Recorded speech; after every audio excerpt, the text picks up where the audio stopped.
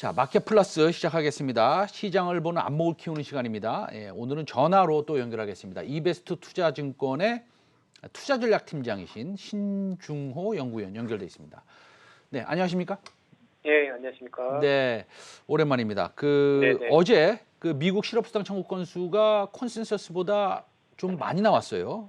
네. 그러니까 거시경제 데이터가 좀 안 좋게 나왔다 이렇게 표현할 수 있는데, 네. 그러니까 미국 시장이 올랐습니다. 이건 뭐 어떻게 봐야 되는 겁니까? 일단 다음 주에 FOMC가 있잖아요. 네. 그래서 가장 중요하게 보는 데이터가 고용인데 주간으로 발표하긴 하지만 고용에 대한 선행 지표로서 별로 안 좋았다. 그렇다면 연준이 좀 긴축 스탠스를 좀 완화시키는 거 아니냐. 이 정도의 분위기가 좀 감지가 됐던 것 같고요. 더불어서 그 고용 데이터가 사실 조금 안 좋았던 내용도 경기가 악화되기보다는 미국은 또 7월 초가 독립기념일이었잖아요. 그래서 독립기념일 전후로 해서는 자동차 공장 같은 게 폐쇄가 됩니다. 그래서 일시적으로 실업자가 늘어났던 것이 영향이니까 그렇다면 고용 지표는 어떻게 보면 양측에 경기도 그렇게 나쁜 건 아니고 테이퍼링도 조금 늦춰주는 거 아니냐 이런 시각이 어저께 유입된 것 같아요. 일부 보도에 의하면은 테이퍼링 물 건너갔다 이런 얘기를 하는 분들도 계십니다. 전문가들 중에서. 네. 예, 그래서 이게 이제 일시적 현상인지 연준이 네. 얘기하는 인플레이션이 여태까지 올라왔던 거 1.77까지 갔다가 다시 1.19까지 빠진 것은 연준이 어떻게 보면은 점쟁이처럼 딱 맞춘 건데요. 그 현상에 대해서는 어떻게 보고 계십니까?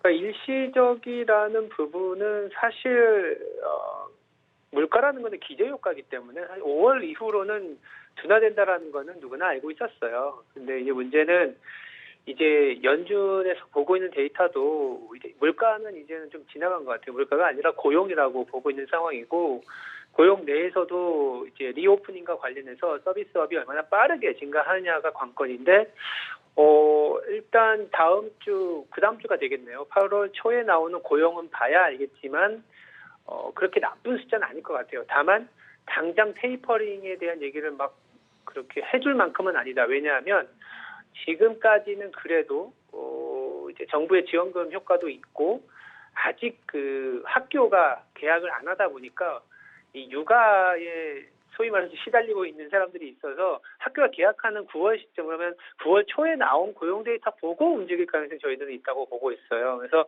테이퍼링이 완벽하게 물 건너갔다라는 거는 조금 동의하기 어렵고 그냥 8월 말에 잭슨홀이나 아니면 9월 초에 나오는 고용 보고 3분기 초반에 테이퍼링 얘기를 다시 할 가능성은 좀 높아 보인다라고 말씀드리고 있습니다.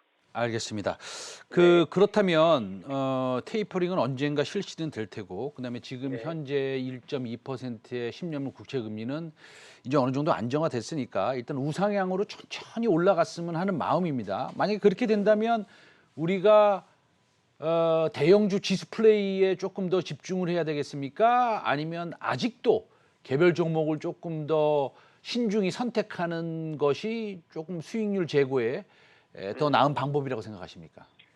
좀 차분해질 필요가 있는 것 같아요. 그러니까 대형주냐 중소형주냐라고 만약에 딱 구분해서 얘기하면 중소형주가 오히려 저희들은 선택지로 좀 잡아갈 방법이 있는 거고 스타일로 보면은 대형주라 하더라도 최근에 좀 소외되어 있었던 종목들 아니면 흔히 얘기하는 퀄리티가 좋은 ROE나 어떤 부채 비율이 낮은 기업들이 주가가 괜찮거든요. 만약에 오늘만 놓고 본다면 코웨이 같은 기업들인 거죠. 그래서 이익 모멘텀이나 배당, 퀄리티, ROE나 이런 순이익률이 높은 기업들에 주목을 할 필요가 있고 왜 그러냐면은 코스피의 영업이익률의 선행지표가 아무래도 ISM 제조업 지수라든지 중국에서 제조업 PMI 중에 수입 데이터가 있는데 이게 50을 언더했어요. 즉 하회했다라는 부분들은 전반적으로는 이익 마진율이 하향 가능성이 여전하다. 그러다 보니까 시장 내에서도 이미 그런 방향이 나오는 것 같아요.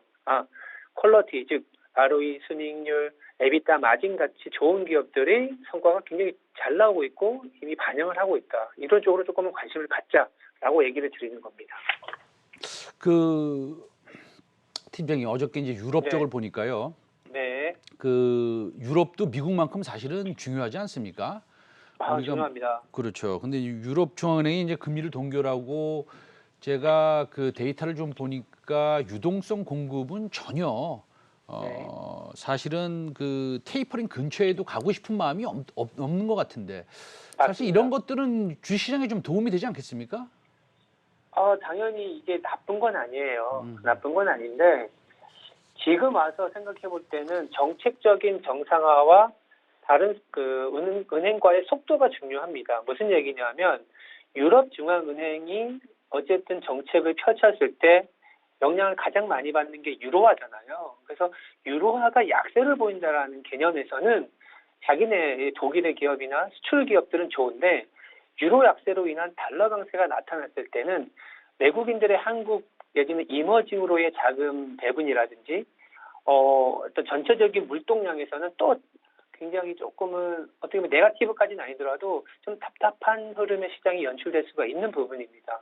더불어서 ECB가 어제 중요한 코멘트를 최근 한 달 동안 했는데 인플레이션이 내년에 자기들이 봤을 때는 1.5%로 가라앉을 거라고 예측을 하고 있어요. 물론 그렇게 된다 안 된다를 떠나서 인플레이션이 낮아질 수 있다? 그러면 유로화에 대한 베팅 하지 말아라라는 얘기를 하는 거거든요. ECB 측면에서는. 그래서 어쨌든 지금 연준은 테이퍼링을 그래도 연말이나 내년 초에는 한다라는 개념이고 유럽은 계속적으로 금리 인상은 아예 2025년 이렇게 미뤄놓은 상태고 테이퍼링 어쩌면 내년에도 못한다는 개념이라면 유로 달러가 약해질 가능성 그러면 선진국 증시는 좋은데 이머징이나 한국 증시는 지금과 같은 현상 코스피나 대형주는 잘 못 가고 코스닥이나 중소형주만 좀 가는 그런 형국이 이어질 수 있다라고 보는 상황입니다.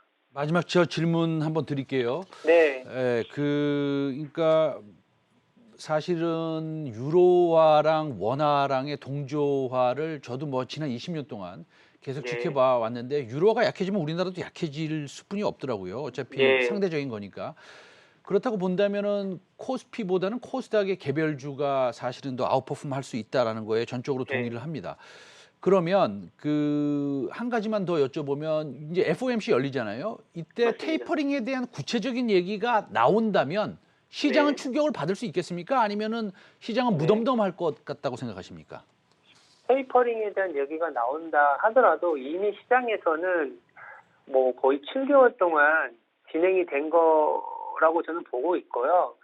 2013년에 테이퍼링 텐터럼처럼 이거 뭐야 갑자기 테이퍼링 무슨 소리야 이 정도의 충격은 없을 것 같아요. 다만 좀 눈여겨봐야 되는 거는 이제 유가의 변동성이 좀 커질 수 있다라는 거고요. 왜냐하면 달러화의 가치가 조금 올라갈 수 있고 그러면 유가가 변동성을 보였을 때는 인플레이션 베팅 우리나라로 따지면 시크릿컬에 대한 베팅은 조금은 제한적일 수밖에 없을 것 같고 그 반대에 있는 아까 말씀드렸던 이익률이 높은 기업들이거나 아니면 약간 방어적인 개념의 대형주들 이를테면 유틸리티나 통신, 필수 소비재 같은 헬스케어 이런 쪽의 업종이 좋아질 가능성 아니면 상대적으로 좀 퍼포먼스가 좋아질 가능성이 저희는 좀 얘기를 드리는 상황입니다.